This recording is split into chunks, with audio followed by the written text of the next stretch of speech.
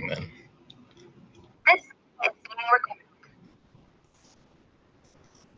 Okay, so good morning, everyone. We're going to go ahead and get started. My name is Garrett Colony. I'm an air quality planner with the North Central Texas Council of Governments. Today, we're holding this roundtable on the topic of energy resiliency in North Texas.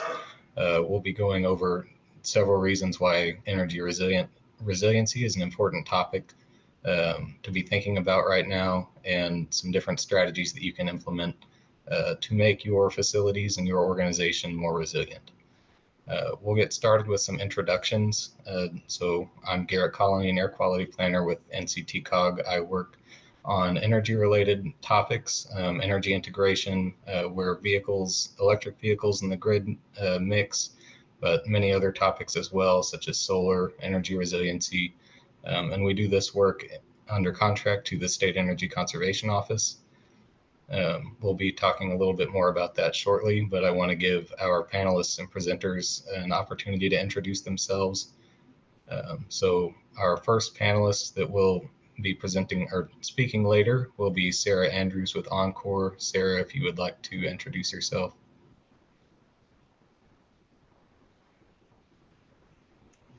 Good morning. I'm Sarah Andrews. I'm a manager for corporate strategy here at Encore. I'm looking forward to our discussion this morning. Thank you. James with DFW Airport. Hi, everyone. This is James Wood, Sustainability Project Manager, DFW Airport.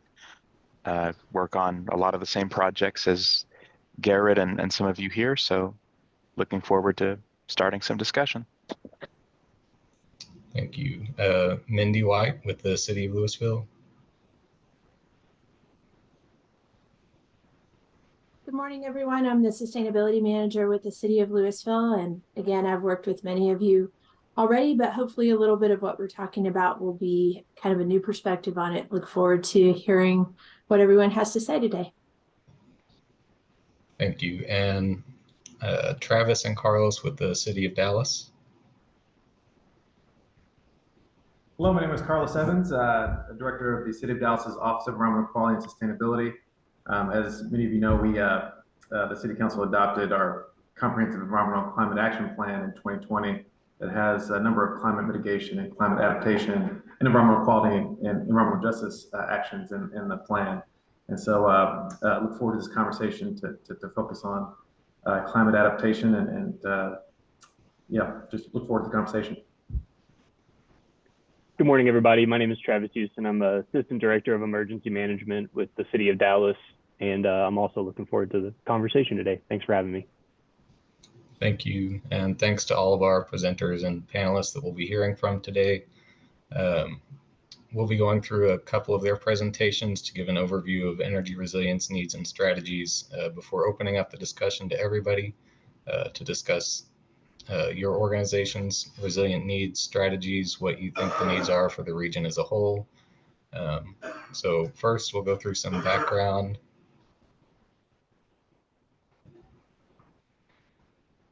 So the North Central Texas Council of Governments is a voluntary association of, by, and for local governments.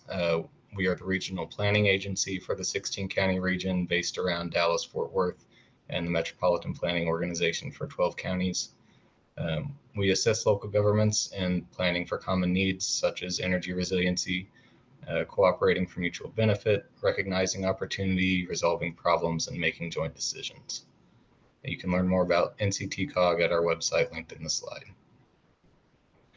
And this roundtable is being hosted today under contract to the State Energy Conservation Office through their energy management program. NCTCOG receives funding through Seco to work on energy management and efficiency projects in the region.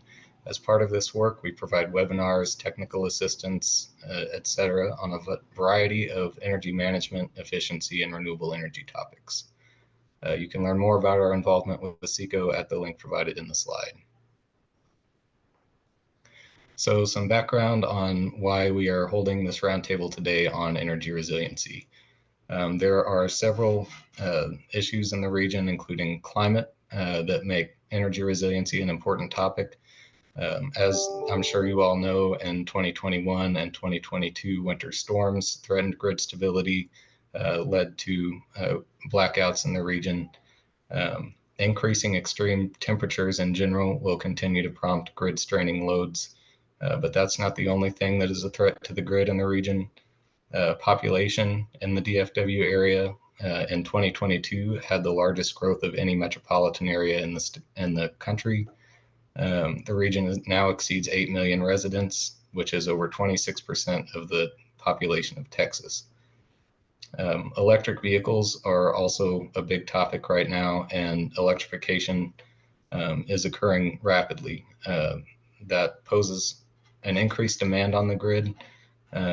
When combined with all of these other factors, leads to some issues. So implementing energy resiliency strategies will hopefully mitigate some of those threats to the grid. The DFW metro area has the highest light-duty EV registration numbers of any metro area in Texas, and the DFW area is projected to be one of the regions with the highest adoption of EVs in general, leading to an overwhelming increase in the load on the grid from electric vehicles.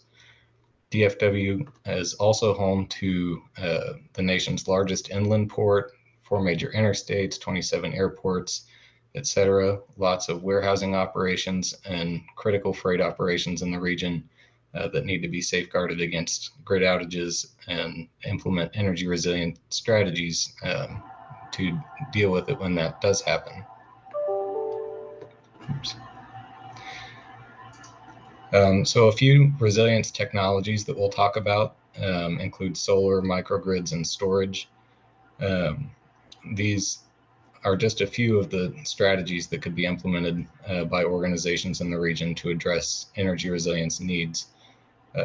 Each of these help to reduce grid strain and enable off-grid power so that when the power does go out from the grid, your facility is able to continue operating, or pieces of the facility that are most critical. And we'll go into some of these a little more in depth shortly. So when you're considering strategies to implement for energy resiliency, you want to consider your baseline and a foundation. These strategies will serve as a way to address hazard mitigation planning, continuation of operations plans, and we suggest that you consider more than just the resiliency strategies that will help your facility keep running, but ways to help reduce the load on the grid to prevent those outages. So energy efficiency and conservation is one way to do that. Increased energy efficiency and conservation will also save you money, and it will reduce emissions, another big topic in the region. Energy efficiency and conservation are a little different. So energy efficiency is taking action to implement facility retrofits, weatherization of your buildings. You could utilize Energy Star certified equipment to reduce energy consumption.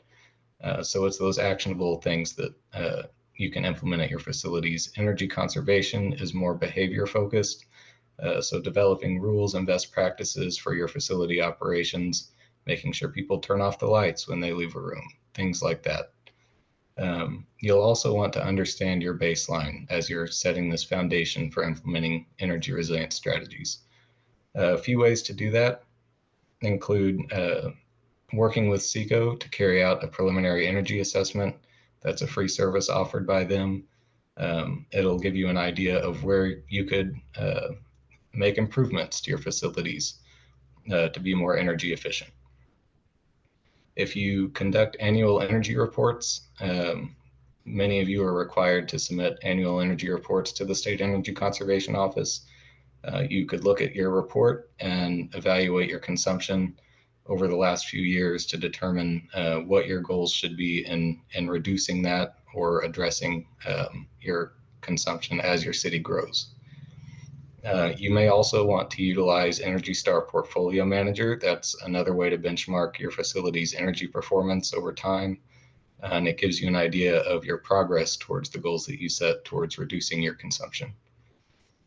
Another great idea is to develop an energy plan.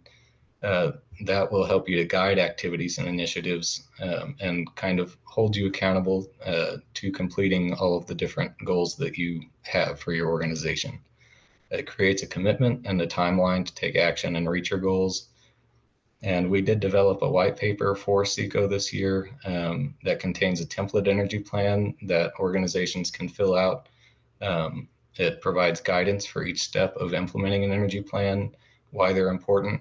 And the template energy plan is available in the white paper that is linked in the slides. Developing an energy plan isn't a required step to implement resiliency strategies, but as I mentioned, it serves as a guide and might make it a little easier to get moving on those initiatives.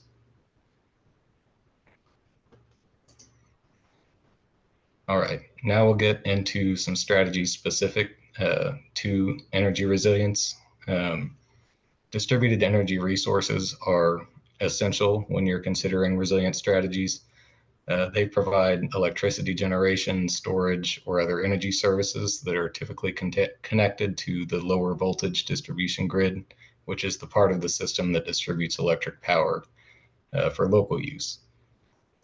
Some examples of distributed energy resources include microgrids, solar, battery storage, smart thermostats, vehicle to grid, and many more.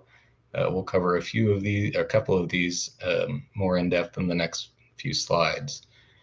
Solar energy is probably the most well-known distributed energy resource and one that many of you may already have on your facilities. If you add solar and integrate battery storage, that can help to provide temporary backup power to critical facilities or infrastructure. One increasingly common application of this is integrating solar and storage with electric vehicle chargers. That may allow your electric vehicle chargers to continue operating at least for a short time if the power is to go out. If you're considering adding solar to your facilities or would like to learn more, SolSmart technical assistance is available for our region. Our SolSmart technical assistance provider for North Texas is Zach Green with the World Resources Institute. You can email him. His email is included in the slide. If you're interested in implementing a solar project or pursuing designation through SolSmart, they will help you to make your community more solar friendly. You can learn more about SolSmart on our website, gosolartexas.org/SolSmart. And for more information on solar energy in the region in general, you can visit gosolartexas.org.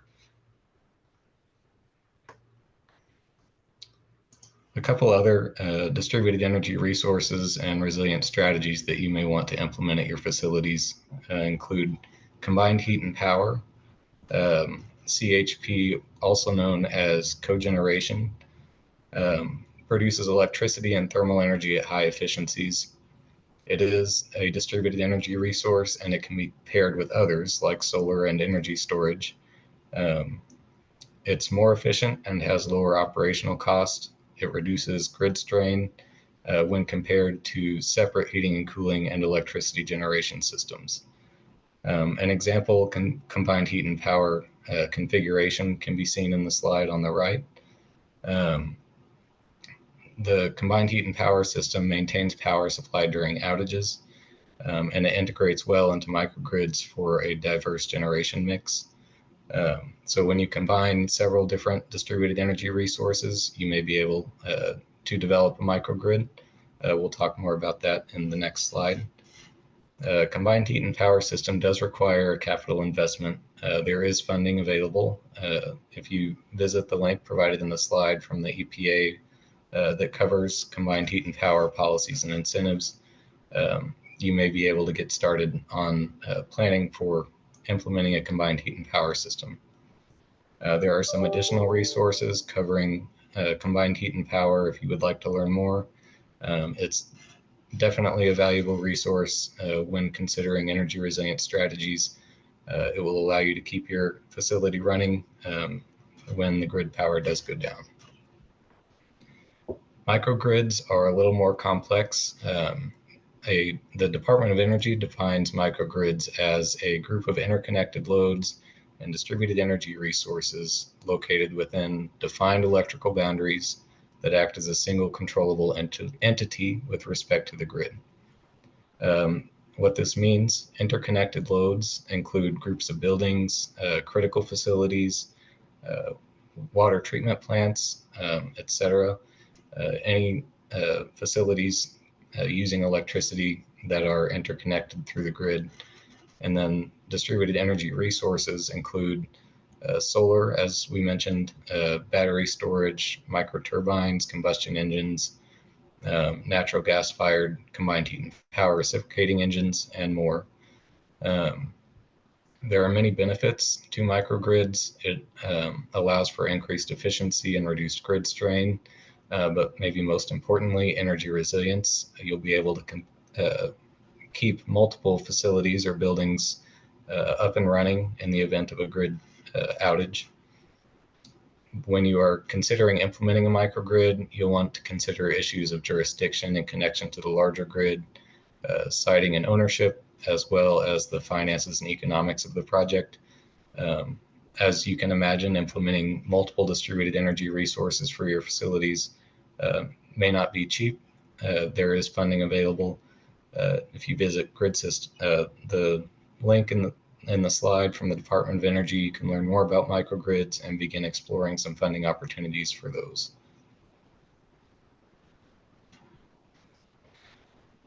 Some additional resources, some funding opportunities. There are many funding opportunities available to implementing resilient strategies and energy projects.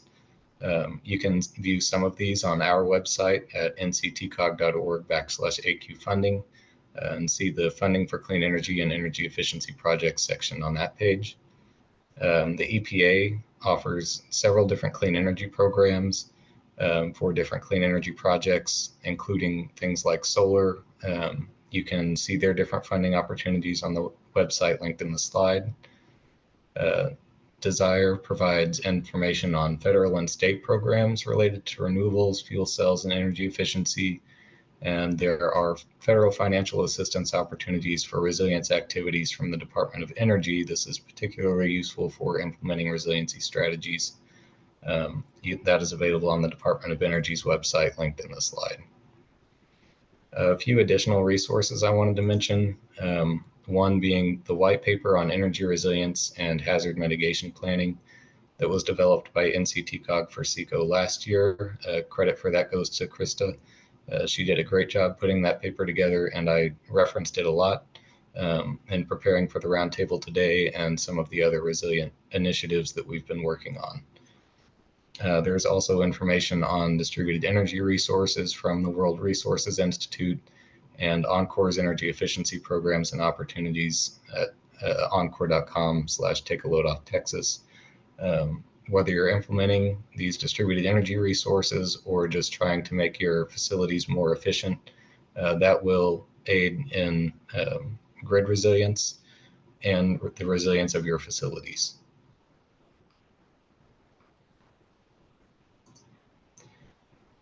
Speaking of funding opportunities, I wanted to mention the Department of Energy Ride and Drive Electric funding opportunity that just closed on Friday of last week. NCTCOG submitted an application under Topic 1, Enhancing EV Charging Resiliency. We proposed to develop a plan titled North Texas Resilient EV Charging for the region. This will help to address concerns over grid reliability and continued access to electric vehicle charging during grid outages. This will provide guidance for continuation of operations plans and hazard mitigation planning as it relates to the operations of electric vehicles and electric vehicle infrastructure during grid outages.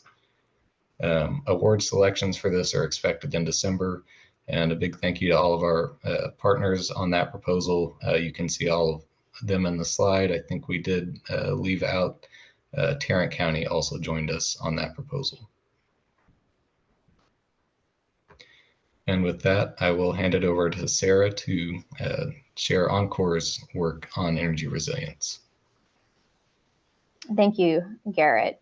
So just to introduce Encore, If you don't already know us, Oncor is the largest electric delivery company in the state of Texas. We serve 3.8 million meter points, which is over 11 million Texans. Our service area spans from the oil fields of West Texas to the pine trees of East Texas down to I-35 corridor just north of Austin. So it's no surprise that the amount of growth we've all witnessed in our great state of Texas.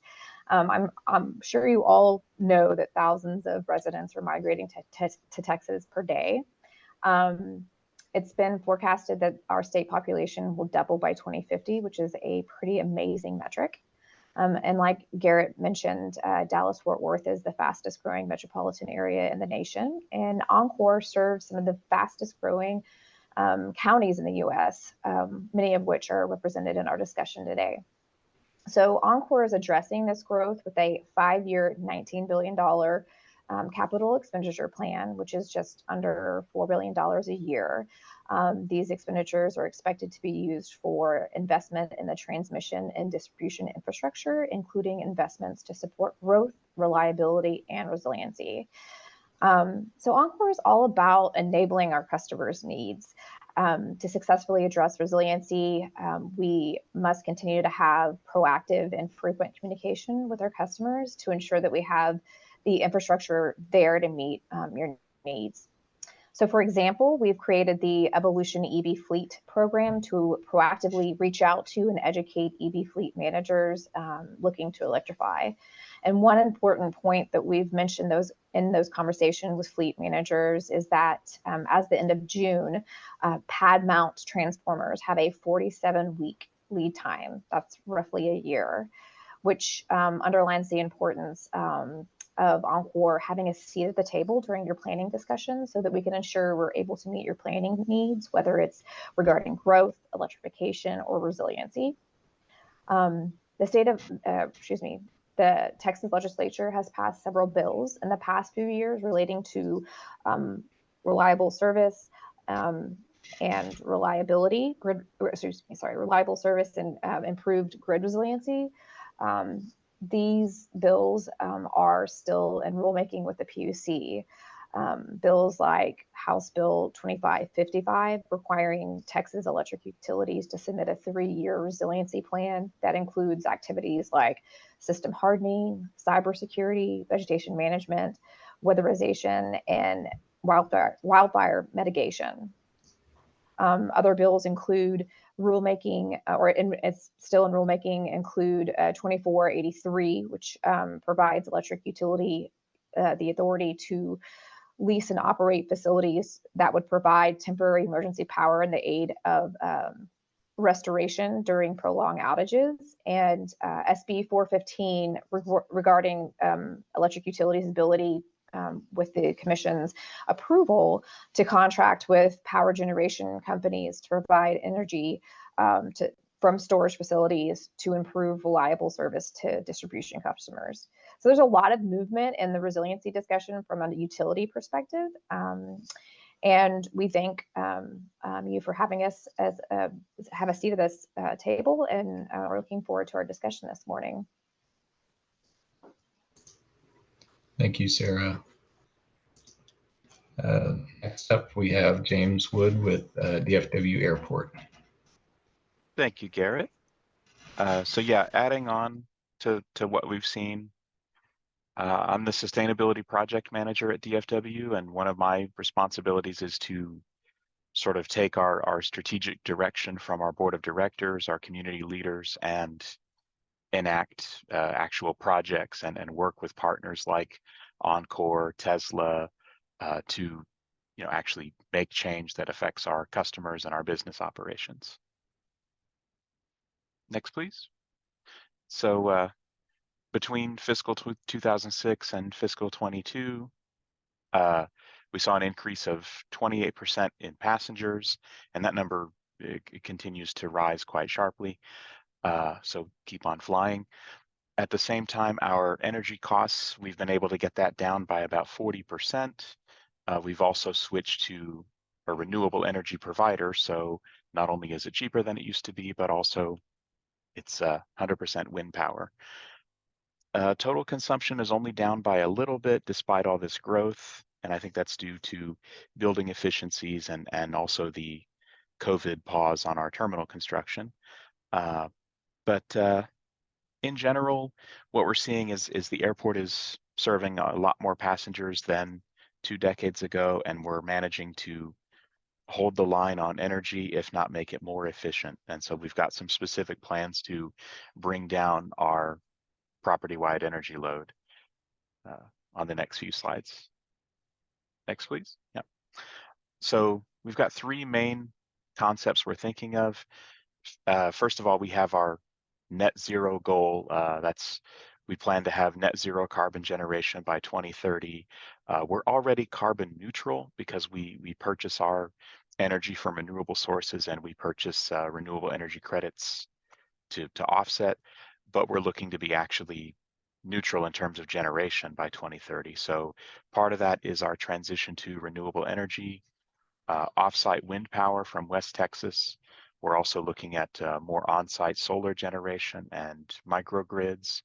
For our large vehicle fleets, for our buses, they run on natural gas, which is somewhat cleaner than diesel, but we're actually transitioning them first to RNG.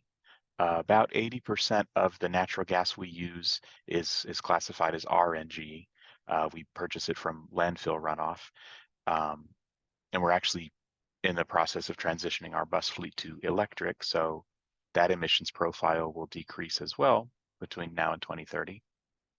And then our 2 main numbers goals, first and most, directly within our control is energy efficient buildings and vehicles. And of that goal to get to net zero, we think this will get us about 90% of the way there. And that's just in retrofitting our terminals. There's always construction at the airport, but you may have heard that 2 of our terminals are about to be renovated considerably. We're adding, if you will, sort of a stinger terminal, a wedge to Terminal A, and then Terminal C is being rebuilt from the studs up with an extension. We're also adding another terminal, Terminal F, which you can read more about in many places. But even within the existing terminals, as you see in the picture, we have this View Smart Glass, which, as you can see, it's basically self-tinting terminal window glass that tints in the bright sunshine based on lighting conditions. We found it saves about 10 to 20% on HVAC in the terminals where this is going on. So it allows for customer comfort. People are able to sit closer to the windows without the sun heating up their seats. It saves us money on our air conditioning and provides interesting indoor air quality data as well. So we're making changes to our building footprints. We're also converting, where feasible, our vehicles to electric or hybrid options. And that'll get us, we think, about 93% of the way to net zero. And then the remainder is something I'm afraid I don't know much about, the carbon removal technology, which it's on our radar as something to think about, but it's honestly, it's our last ditch effort. We're really hoping to get as close as possible without having to pay for carbon removal technology because it's expensive, it's obscure, we're not sure where to go with that. So our leadership is steering us to focus on doing what we can to make our buildings more efficient. And here is our trajectory to net zero. From our baseline year of 2010, we're already down about 83%. So we've made significant progress getting to net zero carbon. And by 2030, yeah, we think it'll be obviously in the single digits of a percentage. And that'll have to be addressed by carbon removal. We know we won't get to 100%, but yeah, we're doing everything we can. And we see it as both challenges and opportunities. As we'll discuss today, those of you who live in North Texas, we have rising summer temperatures. We also have these severe winter weather events. Our department is seeing this as both a climate issue and a call for resiliency in our buildings. We have this booming travel demand. American is bringing more and more traffic to DFW, also the cargo flights. So there's much more demand. Most of our work, unfortunately, we don't own the airplanes that land here, so we can only do so much to encourage them to be cleaner. But our big carriers do have sustainability plans on their own. That's just a separate division. I can't do much about it. But those carriers are working with alternative energy. They're looking to bring electric aircraft and hydrogen fuel cell aircraft to DFW.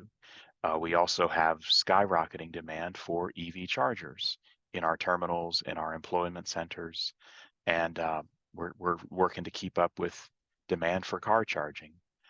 I mentioned our building efficiencies. That's an opportunity for us to save considerable amounts of energy and money.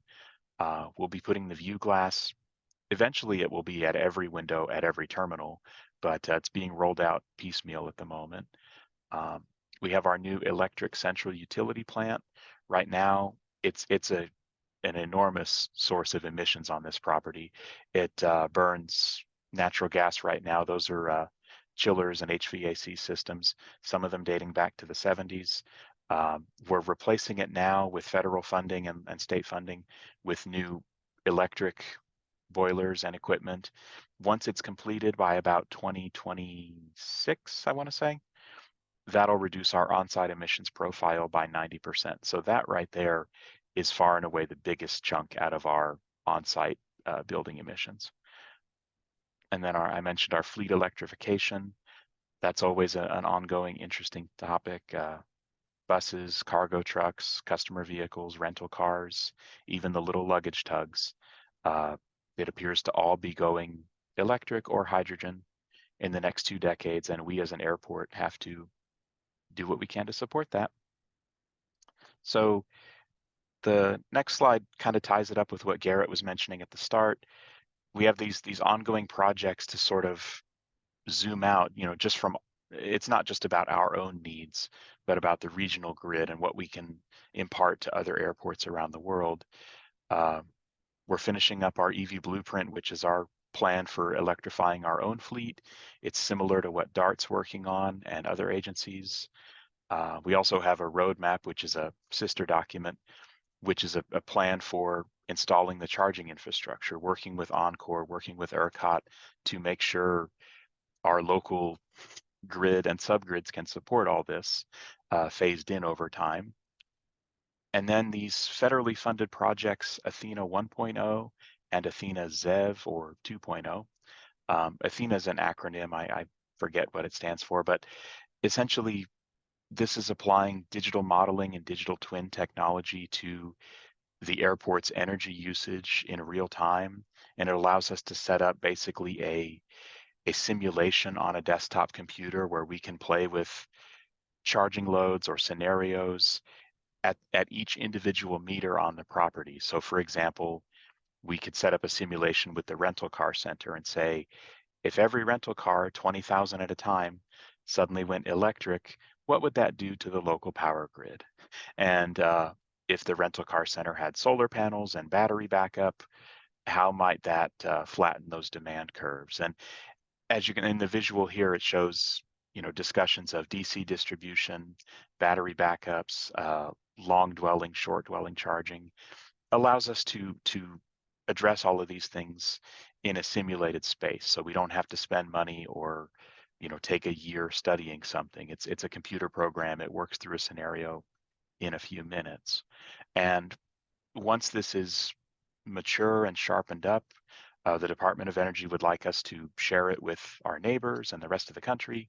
So we think this is something that will have implications and support for other local governments, cities, school districts, to help them plan their energy needs as well, because these simulations allow us to plan out to a very detailed degree our needs for substations, transmission lines, microgrids.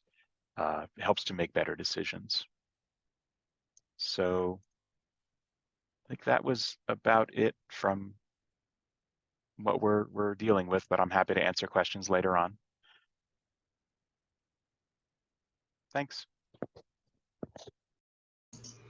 Thank you, James. It was great to hear about all of the different efforts of the airport and all of your goals. Next up, we have Mindy White with the City of Lewisville. Thanks, Garrett. I wanted to take a little bit of a different approach to how I'm talking about our resiliency strategy as it relates to energy, in particular in Lewisville. We are much smaller in terms of the team that we have that's working on these issues and coming up with ideas. And so because of that, it's created a need to have more collaboration and more creativity in how we're bringing projects to fruition. So if you could go ahead and change this slide. I wanted to start with kind of giving you a little bit of background. Some of y'all have already heard about this and a few of the things that I'll mention, but it may be brand new to some of you on the call. In 2021, Lewisville adopted our very first ever sustainability action plan, and this was done with quite a bit of stakeholder input, both from the community and from our different departments internally. And that resulted in these focus areas that you see here. And each one of these focus areas has identified strategies and goals to help us over the next 5 years become more sustainable in those areas. And energy, as you'll see, is the number one focus area that came up in the plan. Next. So I wanted to pull out just a handful of the strategies that were written into the plan that relate to energy in specific. And these are somewhat broad, and we have more detailed goals that fall under that umbrella of each one. Advancing our energy performance of city facilities and properties that are owned by the city. That could be things like our LED upgrades or cool roofs. Our facilities folks have been in the process of upgrading our HVAC systems and doing like an energy conditioning program with that, where it levels out the energy and makes them run more efficiently and therefore saves a lot of energy in the long run, that type of thing. Developing a community-wide renewable energy strategy, looking at increasing building efficiency within the community. And I'll talk a little bit more about that in a moment, but I think it's important when we're talking about these type of projects that we have that two-pronged approach. It's not just what we're doing internally and the things we directly have control over, but also how are we encouraging and incentivizing consumption with our private companies or with our residents so that overall there's less draw in the grid coming from our community. Increasing our renewable energy generation, that's something that we've kind of worked with some consultants over the past few years to look at potential of what that might look like. And then implementing policies that impact and lower city energy costs. And that's going to be our low hanging fruit things. Like, what are we doing on the weekends? Are we turning down our temperature in our buildings? Do we have motion sensors in our offices so the lights are going off when people aren't in there? Things like that. I skipped over the fleet one. I know y'all have heard me talk about our EVs quite a bit. We have a policy where we are, every year when we do our vehicle replacement, we go through with our fleet and look at where are the possibilities to include either EVs or to do kind of a downsizing or right sizing of those vehicles. Does someone need to have an F-150, or could it be a Colorado or even something smaller? And they're still able to efficiently do their job and with lower impacts overall. Next. And so these are some strategies that weren't specifically called out in the plan, but things that we're also doing to try to increase our energy resilience in the community. And a lot of the things that we're focused on are how can we provide support to what other departments are doing. For instance, in economic development, when we have ED agreements with certain businesses, we have sustainability elements that are tied into that. And that might be things like having them include some sort of energy or water efficient design elements if it's a new building. It could be, are there renewable energy options on site? Is there EV charging that's publicly accessible? Is there some other sort of feature that is reducing overall emissions impacts from the site? Are they including things like rainwater harvesting or water reuse that's reducing the impact of any irrigation needs they have? Just thinking holistically about how we can use that as a tool to integrate sustainability into commercial properties that are coming into our community. And then for more of the business retention side of things, for our businesses that are already here or that may need help upgrading their HVAC systems, other property elements, we try to connect them with PACE financing so that they understand that there are some tools in place that can help them make these improvements over the long term. We also work with our neighborhood services and community development departments. They have two particular programs that are intended for residents to address issues around their homes.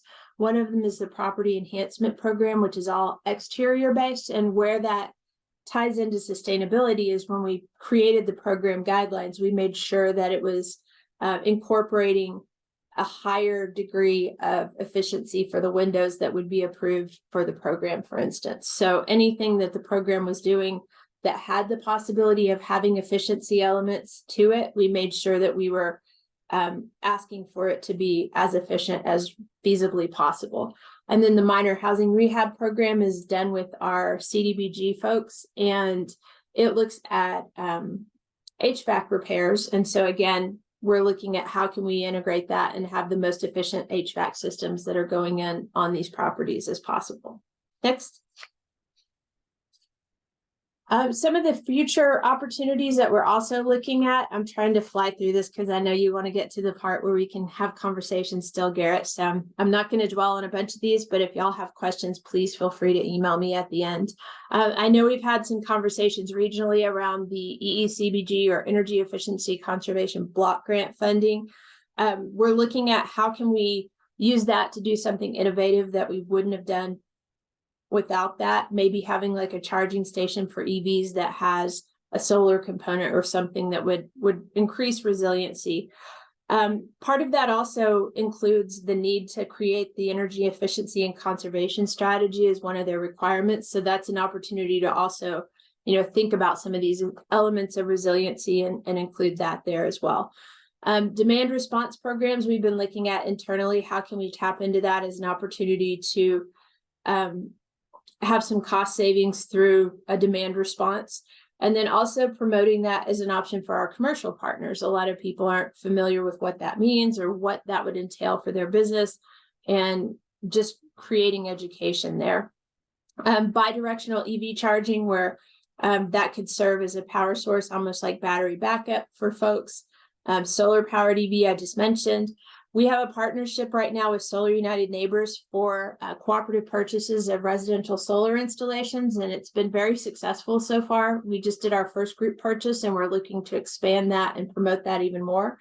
Also looking at solar on our own facilities. Our Public Works Department has a place where they park their equipment, where they have the perfect location. There's already awnings there that would be the great place to have solar panels installed. So looking at how can we make that work and integrate that piece as well.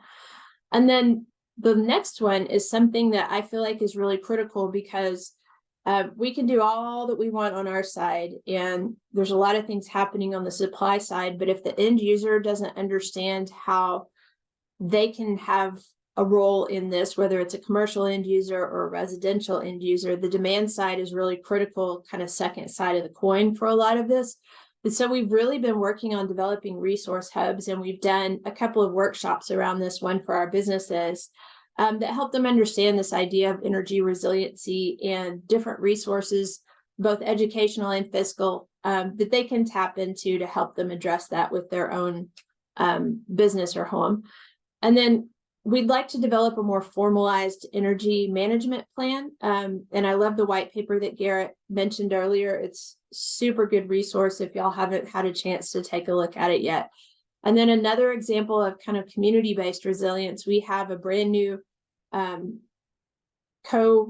nonprofit center where they all are under the same roof. And when that was envisioned, the idea was that we would be able to create resilience through solar or other opportunities there, so that our nonprofits would still be able to serve the community in a time of crisis. Next slide, please.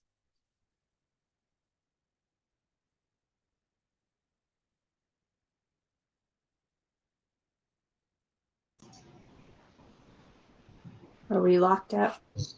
Was that all you had, Mindy? I'm on the resources slide now. Oh, okay. It was stuck up for a second. There we go. Sorry about that. So this last slide I put together because, like I said, I'm a team of one. I'm very small. And so a lot of what I do is pulling ideas from other people or finding great resources from other people.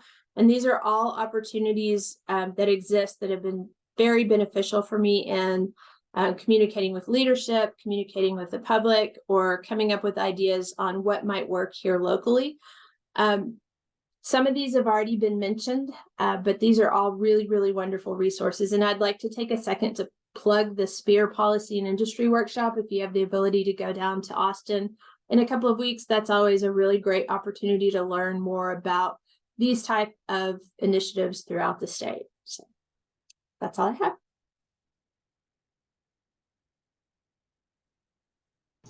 Thank you, Mindy. Really appreciate that. I do have one quick question for you. I'm sorry. Is your sustainability action plan for the city of Lewisville available on your website? It is. I can drop it in the chat if that would be helpful. I would appreciate that. Thank you. Sure. All right. Next up, we have the city of Dallas, Carlos Evans and Travis Houston. Yes, I'm glad I followed Mindy because, like Mindy, we may have stolen this idea from you, but we're also using Solar Switch Dallas. So thank you for your partnership. But as a background again, the city of Dallas adopted the Comprehensive Environmental Climate Action Plan in 2020. So we're in our 4th year of implementation. We have 8 topics, 97 actions. Again, we have the actions are divided into climate mitigation, climate adaptation, environmental quality, and environmental justice actions. Again, the topics include buildings, energy, as well as transportation and other topics. But focused on energy resiliency, buildings, and energy, we've been focused on a number of different things. A few of our council members are really focused on solar batteries. So one of the projects that we're implementing, or the Building Service Department is implementing, is putting solar and solar batteries on the Bachman Rec Center. So that's an exciting project. Generally speaking, our Building Services Department has focused on first energy efficiency. So they've benchmarked about 175 to 185 buildings. They've conducted a number of audits on buildings, and they've installed, I believe it's around 10 or 11 solar on 10 or 11 buildings at this point. I'm not sure if the 11th one is actually, if we've installed solar on the 11th one yet, but if not, we're getting there. We're also focused on energy efficiency. So, for example, HVAC upgrades, also focused on weatherization. On the residential side, again, we've launched Solar Switch Dallas, the program where residents can bundle together to reduce the cost of installing solar panels on their houses. And forward thinking, we're focused on Power Switch. So this is the multifamily option where people can bundle together to reduce costs for green energy plans. We also just launched a few months ago Whole Home Dallas, which is essentially a website where if you're a resident, you can go to this website and get information on energy efficiency, weatherization, and renewable energy projects and programs.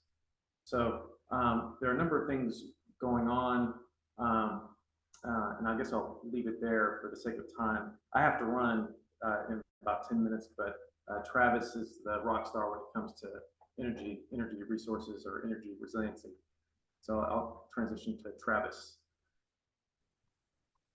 Well, I don't know about Rockstar, but thank you. And I know that Office of Environmental Quality and Sustainability is working an incredible amount of angles through the CCAP and a lot of different projects in the pipeline.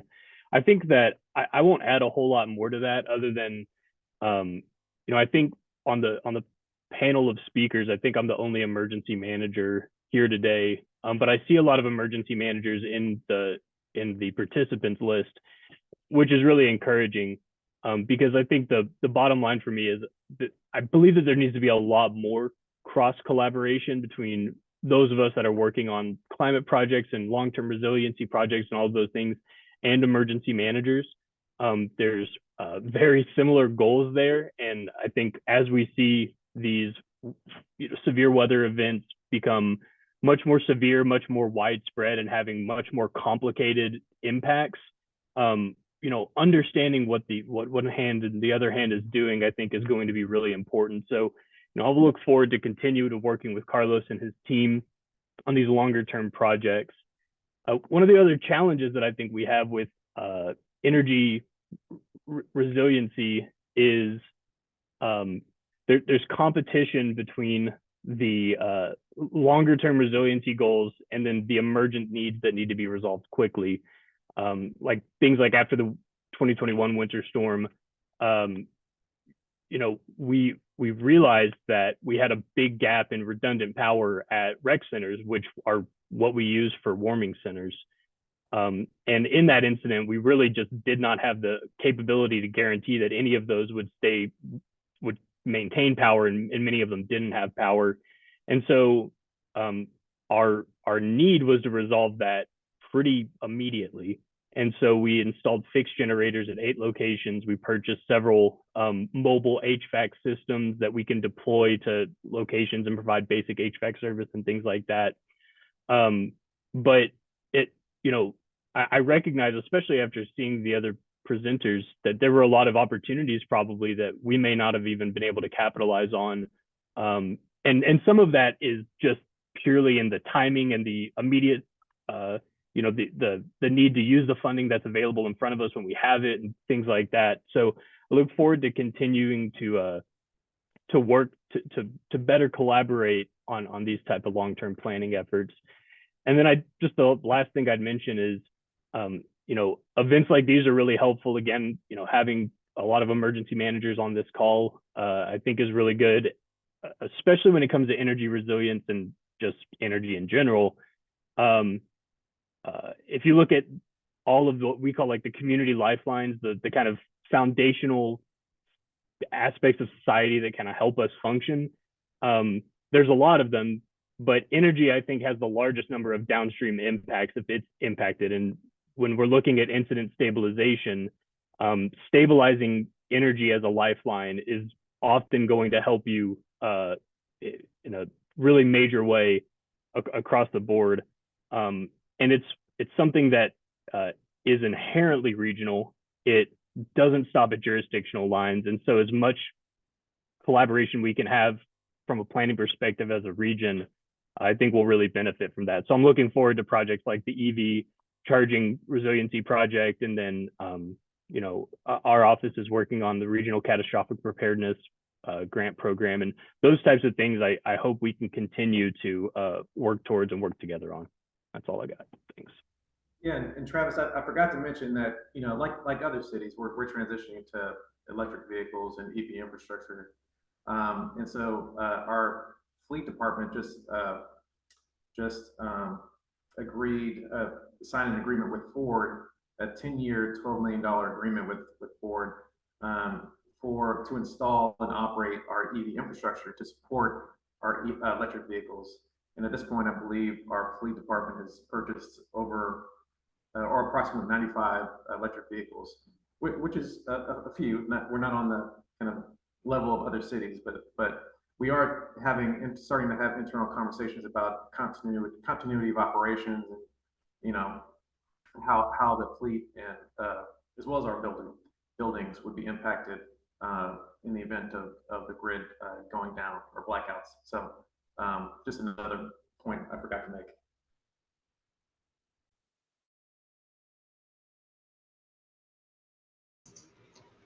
Thank you, Carlos and Travis. And as we move into the discussion portion, I want to build off of something that they mentioned. Oops, I'll come back to the upcoming events. As we move into the discussion, Travis mentioned incorporating energy projects into emergency management efforts, hazard mitigation planning, things like that. I'm curious if there are any other cities on the call where the person responsible for energy management, your city's energy plan, sustainability efforts. Have any of you worked with your city's emergency manager, emergency preparedness departments? If there's any experience around that, would be beneficial to hear from you and about your experience with that. But this is an open discussion, so we have several questions that you can reference as we talk for the next 30 minutes or so. We don't have to stick to these questions. If you have a topic that you'd like to talk about related to energy resiliency that's not covered on this slide, we can certainly cover that. Just ask that if you would like to participate, that you just raise your hand and we can begin the discussion.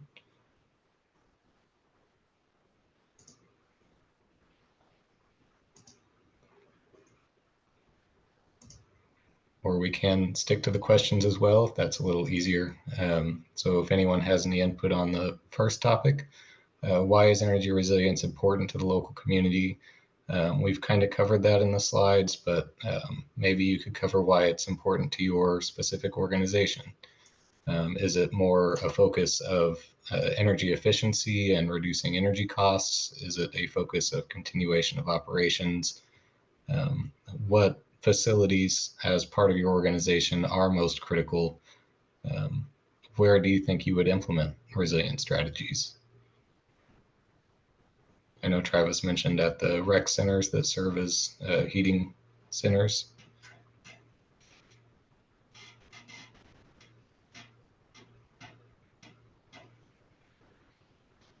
Garrett, I'll hop in on for a minute, just because this brings up some good examples that happened for us during Winter Storm Uri that really underscored the importance of energy resiliency and which facilities we needed to have that redundancy there, to be able to still maintain operations, which, you know, it's two sides of the same coin. The savings are good and the reduced emissions, all of those, that's good.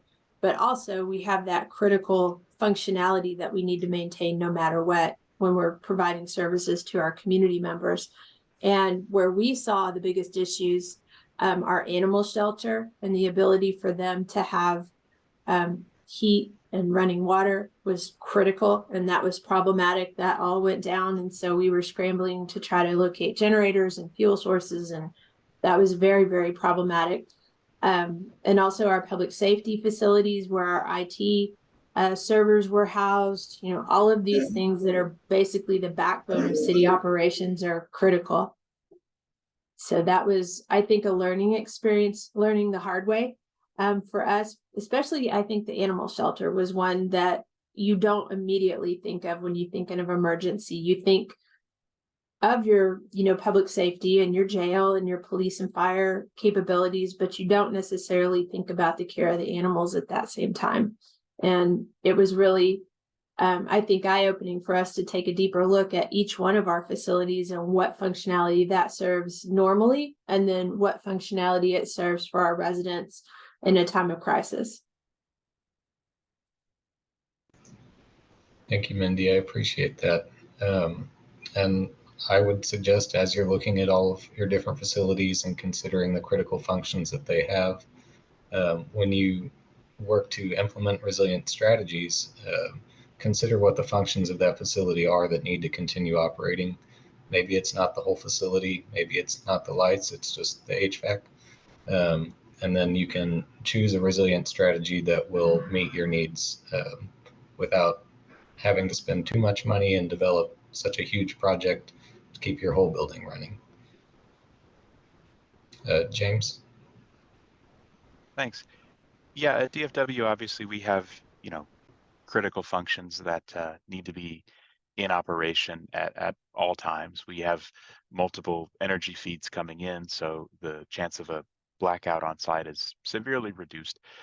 But we're looking at resiliency not just in the face of you know, weather disasters or interruptions of power, but also with peak shaving, with, you know, reducing our peak energy demand on site. So we're looking at battery storage systems that would recharge overnight and be used during those peak hours between about 2 and 8 p.m. For buildings, but specifically for our new electric buses, because they work on DC current, so they pull a lot of energy very quickly. So our angle is in part resiliency in the face of disruption, but also on a day-to-day basis, just in flattening our demand curve so that we can be a better neighbor to North Texas. So a lot of our stuff is keeping that in mind. We're looking at microgrids and sort of independently powered buildings on an everyday mindset, because the grid capacity is what it is. So I wonder, is anyone thinking about it in those terms as well, about peak shaving and energy cost reduction?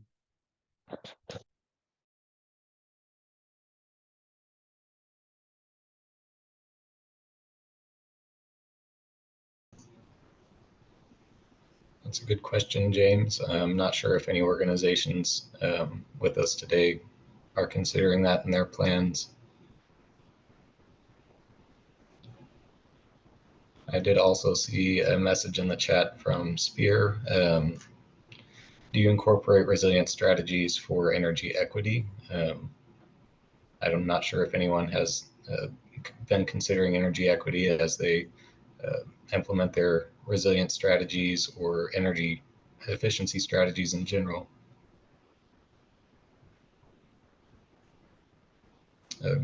Gary, you turned your camera on. Yes, so we are looking at storage at UT Dallas, and there I expect that we will kind of be evaluating the use case for resiliency and the use case for kind of peak shaving. And I'd be interested if anybody on this call has thoughts about kind of their approach to the best use case for the battery storage, and if anybody's been down this road already.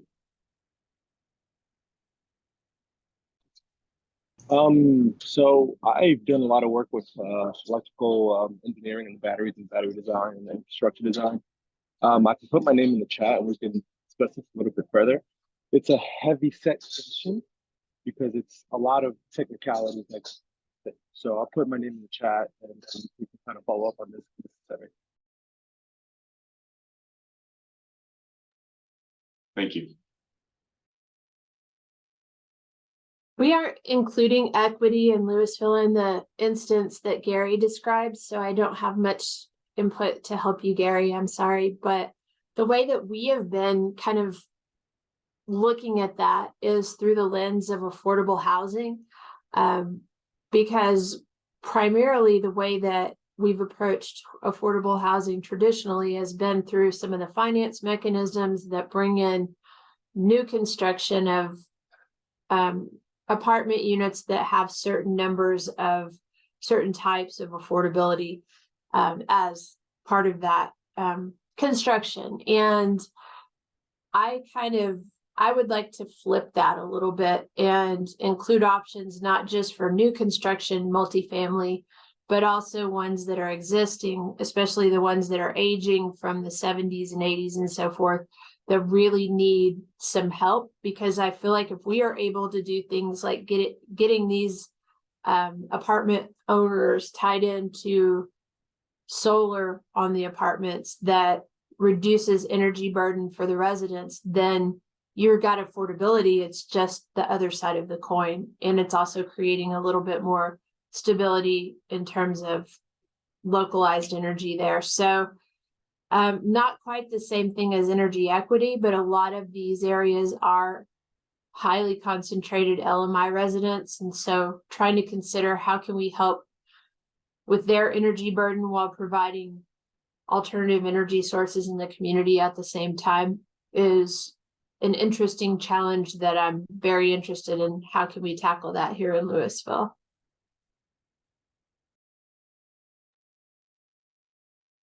Thank you, Mindy.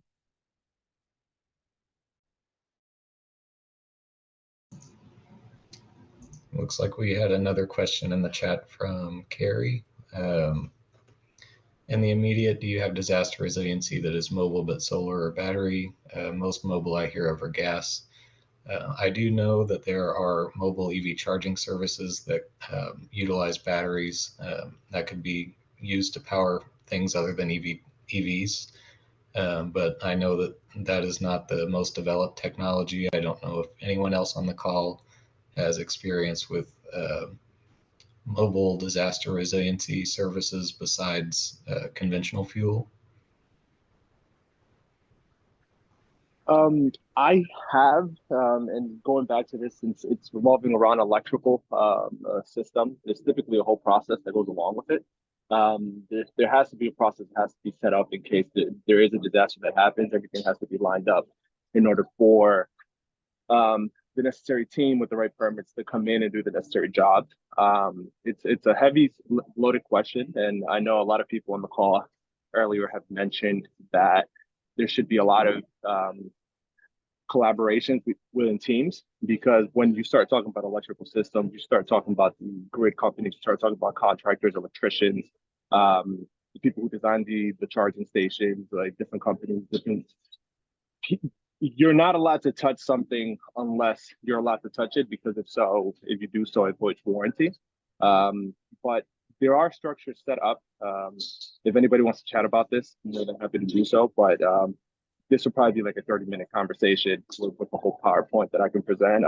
I can present next time if the community will want me to, and I could have a whole presentation about what it is to mitigate emergency situations with the grid, revolving electric cars, electric vehicles, charging stations, and the grid. But I put my information in the chat. Feel free to follow up, or I can hold the meeting myself if people are interested in finding out more about this. Thank you. Yeah, I think that would be useful. We may be reaching out to you for future events. Amy? Thanks, Garrett. This is great discussion. I just wanted to follow up on the question about mobile charging. There are several companies actually that offer that, and some of them have various fuels that run a generator to generate electricity in order to charge vehicles. So there's some resiliency built in such that they're not just relying on one fuel. They may be, have, they can refill various alternative fuels and also use those alternative fuels on the mobile unit to generate electricity. So there's quite a variety there. Just wanted to point that out. Thank you. I appreciate that. I know that more organizations and facilities in the region are beginning to consider those mobile charging services for their own fleets and needs. I wonder if anyone on the meeting today has utilized a mobile charging service. If you could share your experience with that. It's a temporary resilient solution. I dropped a link to just one provider that I'm aware of into the chat. I haven't used them on campus at UTD yet, but I do approach them as also a helpful tool for renters, or in our case, student residents, where they don't have the access to the overnight charging. And so I do expect that charging as a service will be part of what we utilize when as we move forward. Thank you. Yeah, it's definitely a useful service just for individuals, but it could also be incorporated into resilient planning activities. If your fleet's going to need charging, if the grid goes down, maybe it would be useful to be in contact with these companies that provide these mobile services. Let's see. And James, not to call you out, and I'm not sure how much you can share about this, but I know that at the airport there was recently some electric vehicle charging projects that were carried out, some test projects. Oh, you just put a link in the chat. I appreciate that. If you'd like to read about the mobile charging pilots at DFW Airport. James provided a link to those in the chat. Yeah, we had 4 very different setups with 4 very different customer experiences, and I don't recall I know of the 4 of them, really one was the most applicable, the most useful. Some of them were a little off the wall and just not practical, but the one I think that was most popular with customers was basically the lowest tech. You know, a few of them were robots that would come and find your car and charge it themselves, and the low tech option was basically a large just a trailer, retrofit trailer that could be towed behind a regular vehicle, and it's essentially a large battery with DC fast chargers. And it, you know, it's a low tech, simple option for customers. The downside is the trailer is drained within a matter of hours and has to be hauled away and plugged in somewhere. So of the options listed in that article, it's from Lightning E-Motors as a picture. I think that was our consensus as the most customer friendly and simplest, but it's also, you know, not much of a long-term solution. It's really kind of a Band-Aid solution. But yeah, we're wrapping up our last pilot this month. So, well, early next month.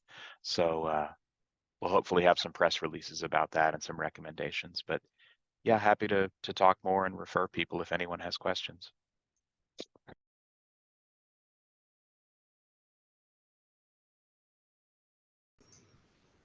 Thank you, James. I'd like to move on to another question on the slide. So what are energy resiliency planning needs at the regional level? At NCTCOG and with all of our partners on the recent grant proposal, we are hoping to address some of the EV charging resiliency needs, and that does relate, of course, to energy resiliency and the EV charging impact on the grid. But can anyone identify some energy resiliency planning needs at the regional level that you think that maybe NCTCOG should be addressing or looking for opportunities to address?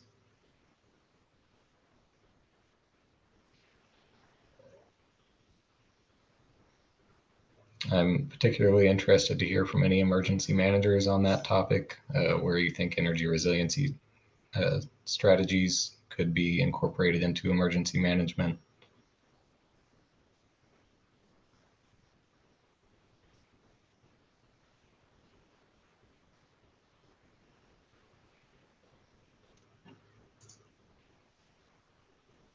And that kind of leads into what energy resiliency strategies work best in hazard mitigation planning.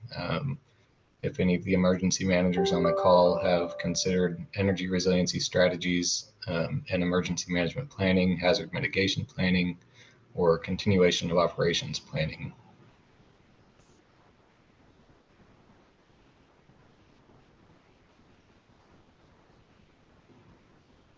So I'm with the city of Dallas, and I know Travis is probably far more experienced in some of this, but my previous manager, before he retired, we had to utilize with our servers in particular, generators to come out. So obviously, you know, being resilient with your energy when you have a power shutdown of any sort, we had to use, like I said, call up you know, an external company to get them to come in and provide energy for our servers. So this is definitely a concern when we don't have power.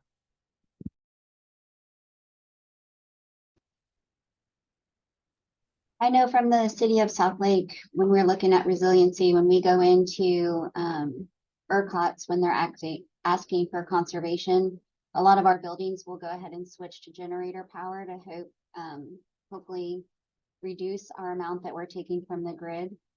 And we also, in our continuity of operations planning, trying to come up with ways to mitigate and getting a lot of our critical facilities on generator power that currently aren't, so that just like Dallas, where we can do shelters and things with generator power instead of continuing to pull from the power grid. I think one thing that we've had you know, there's obviously towers and things have to have external generators. Sometimes I think it would be nice if we had some sort of networking that, you know, if there would be like a, you know, I don't know if other cities can loan other generators, or if there was a real large disaster, it would be nice if we had some sort of, you know, agreement or something that we could say, hey, we do have that kind of a generator we could spare for your city, you know, X number of days. If something like that high level could be created, that'd be awesome. But I think right now you have to go and just rent one. But if that rental source ran out, where do we go from there? Do we have something between our cities to help one another? Carrie, I think one potential solution there, there's PWORT, so it's the Public Works Emergency Response Team, and oftentimes that is, you know, something like generators would be a request that would come through that group. So you and I can get together offline, and I can share with you some additional information about that group, because I think that is the type of resource where there's, you know, existing mutual aid agreements that can be leveraged to share. Just, I mean, recently we sent several generators out to, I think it was like Commerce, when they were having a big water disruption. And so that type of resource is available to us in Dallas too. That's good. Garrett, you know that. So is that also apply to the like BPD and things like that? I didn't hear exactly what you said. Does it apply to like, you know, towers for radio towers and things like that? Those kinds of generators at that level? Potentially, yes. Yeah.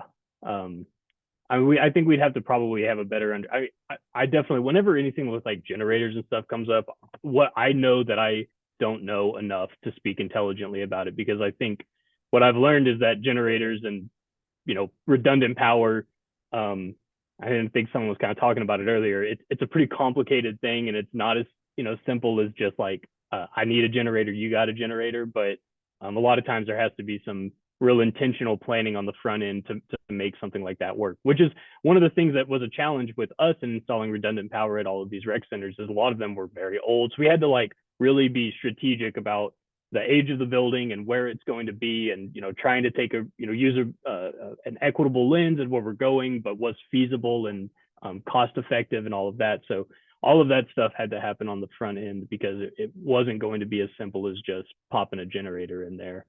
Right. We thought the planning would definitely need to commence. So yeah, that's good. That's very good. I don't know all areas of the city, so that's very helpful. Thank you, Travis. Absolutely. Yeah. And then Garrett, I was just gonna bring up one other thing when we were talking about regional energy resilience. I mean, you know, energy like any other kind of supply chain, is kind of what it ultimately is. I think I mentioned it earlier. It doesn't care about jurisdictional lines. It's going to impact more than one jurisdiction. And so when we see these big regional events, every single time, I keep thinking, you know, we need to have a better way to share information and have a better understanding of what's going on regionally, so that, you know, if there's a way to collaborate across jurisdictional lines to come up with a solution that's more effective and efficient and faster, that we can do that. I just don't know that we really have that right now. And so that's one of those things that I really think could be valuable, is looking at how we increase, I don't know, information sharing or situational awareness capabilities across the region for all of these types of sectors that have regional impacts. Do it from the wall. Thank you, Travis. Amy? Yeah, finish the other one and I'll put it up. That's great, Travis. I think you're really onto something there, and that just makes, you know, this proposal for regional EV charging award so important. But those kinds of things can also be built into the regional plan for climate pollution reduction grant, possibly. If those types of strategies are included in the plan, that is currently being worked on, then when the phase 2 money comes for competitive applications for money, then those projects can be in those applications. So it's a very important topic for the region as a whole. I totally agree with you.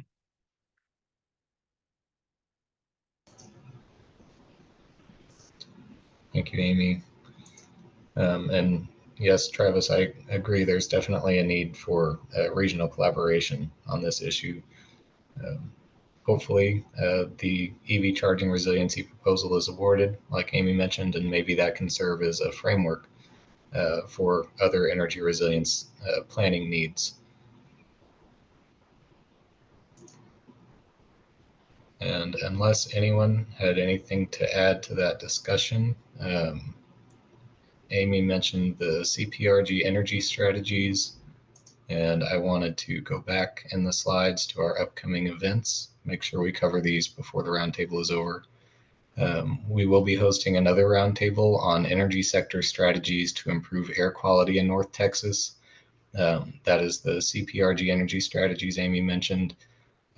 That roundtable will provide an opportunity for participants to assist in identifying energy strategies to improve air quality, enhance sustainability, and promote equity in North Texas. The strategies identified will be incorporated into deliverables for the climate pollution reduction grants, the Texas State Implementation Plan, and other plans developed by NCTCOG. We would really appreciate everyone who's on the call today joining this next roundtable on Monday, September 18th. That'll be from 1 p.m. to 3 p.m. in person at NCTCOG offices or virtually via Zoom. We do encourage in-person attendance, and you can register at the link in the slides. The slides will be sent out after the roundtable. And the other upcoming event that we have is the annual Public Works Roundup. NCTCOG's Public Works Council will host this annual event. It serves as an opportunity to communicate and coordinate on regional public works issues and to learn about emerging technologies that communities can leverage in their operations. The agenda for that event is available in the slide. That will be on Friday, September 29th from 8:30 to 4 at Grapevine Convention Center. You can register at the link in the slide, and note that participants in the fiscal year 23 Regional Public Works Program can attend for free. If your community is not on the list of participants, the cost will be $50 per person. That list of participants, if you aren't sure, is available at the registration link in the slide. And with that, thank you all for joining this roundtable this morning. We'll end just a few minutes early. We had great discussion. It was great to hear from all of you. Hopefully we can develop some more regional goals and plans around energy resilience. But in the meantime, I would encourage all of you to consider implementing energy resilient strategies at your own facilities, energy efficiency strategies, to try to assist in making the grid more reliable and resilient as we face several different challenges in the region. So thank you all for joining.